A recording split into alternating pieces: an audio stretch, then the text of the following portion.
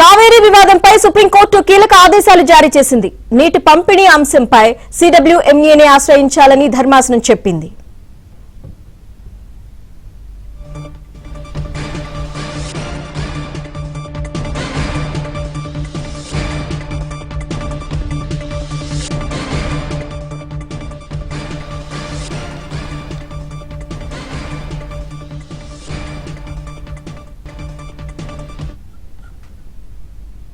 Right, breaking news చూస్తున్నాం. కావేరీ వివాదంపై supreme court కీలక ఆదేశాలు జారీ చేసింది.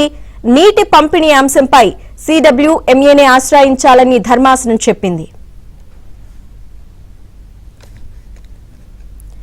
ఇదే అంశంపై అప్డేట్స్ ఢిల్లీ బ్యూరో చీఫ్ కృష్ణని అడిగి తెలుసుకుందాం. కృష్ణ, అరుణ, కావేరీ నదీ జలాల పంపిణీలో తమకు దక్కాల్సినటువంటి న్యాయమైన వాటా నీటిని విడుదల చేసేలా కర్ణాటకను ఆదేశించాలని కోరుతూ తమిళనాడు ప్రభుత్వం దాఖలు చేసిన పిటిషన్ పైన సుప్రీంకోర్టులో ఈ రోజు విచారణ జరిగింది. అయితే కావేరీ జలాల నిర్వహణ ప్రాధికారిక సంస్థ ఏదైతే ఉందో CWMA, ఆ CWMA నిర్ణయించినటువంటి ఆదేశాల అమలు, అదేవిధంగా దామాషా పద్ధతిలో నీటి విడుదల అంశంపై ముందుగా ప్రాధికార సంస్థని ఆశ్రయించాలని సుప్రీంకోర్టు సూచించింది. అయితే ఈ సందర్భంగా తమిళనాడు చేసినటువంటి వాదనలో ముఖ్యంగా తమ రాష్ట్రంలో వ్యవసాయానికి రైతుల అవసరాలకు నీరు చాలటం లేదు. సాధారణంగా ఈ నీటి పరిమాణం ప్రకారం రావాల్సినటువంటి నీటిలో 14 TMCలు మాత్రమే వచ్చాయి. కర్ణాటక వద్ద తగినంత నీరు ఉన్నప్పటికీ కూడా ఈ CWMA ఆదేశాలు పాటించడం లేదంటూ ఆరోపించారు. అయితే కర్ణాటక మాత్రం అక్కడ తీవ్ర వర్షాభావం వల్ల జలాశయాల్లో నీటి నిల్వలు తక్కువగా ఉన్నాయి. అయినప్పటికీ కూడా ప్రాధికార సంస్థ నిర్ణయించినటువంటి ఆదేశాలకు అనుగుణంగా నీటిని దిగువకు విడుదల చేస్తున్నామని కూడా కర్ణాటక ప్రభుత్వం తరఫున హాజరైనటువంటి సీనియర్ లాయర్స్ సుప్రీంకోర్టుకి నివేదించారు.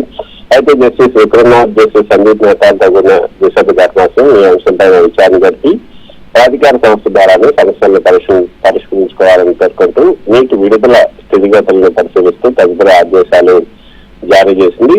అయితే అరుణ, ఈ కావేరీ నదీ జలాల వివాదం దశాబ్దాలుగా నడుస్తున్న రాజకీయ నదీ జల వివాదాల్లో ఒకటి. ప్రస్తుతం సుప్రీంకోర్టు ఉత్తర్వులలో పలు కీలక అంశాలను ఎత్తి చూపాయని చెప్పచ్చు.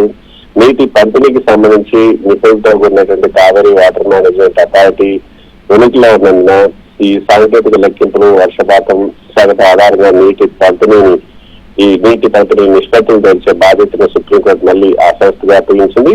అంతేకాకుండా సాధారణ సంవత్సరాల్లో నీటి పంపిణీ సులభమైనప్పటికీ కూడా ఈ వర్షాభావం, ఈ డిస్ట్రెస్ ఇయర్లో ఈ వర్షాభావం ఏర్పడినప్పుడు ఎగువన ఉన్నటువంటి కర్ణాటక, దిగువన ఉన్న తమిళనాడు మధ్య ఈ నీటిని ఏ నిష్పత్తిలో పంచుకోవాలనేది అసలు సవాల్గా మారింది. తమిళనాడులో కురవై పంట సాగు సమయం కావడంతో ఈ నీటి అవసరం ఎక్కువగా ఉండే కర్ణాటక తమ తాగునీటి అవసరాలు, అదేవిధంగా జలాశయ నీటి మట్టాలను సాగుగా చూపిస్తుంది. అయితే మొత్తానికి కోర్టు ప్రత్యక్ష జోక్యానికి బదులుగా ఈ సాంకేతిక ప్రాధికార సంస్థల నిర్ణయాల అమలుకే మొగ్గు చూపడం వల్ల ఈ వివాదంలో చట్టబద్ధమైనటువంటి పరిష్కార మార్గాలు అథారిటీ పద్ధతులను వెతకాల్సి ఉంటుంది. Okay Krishna, thank you.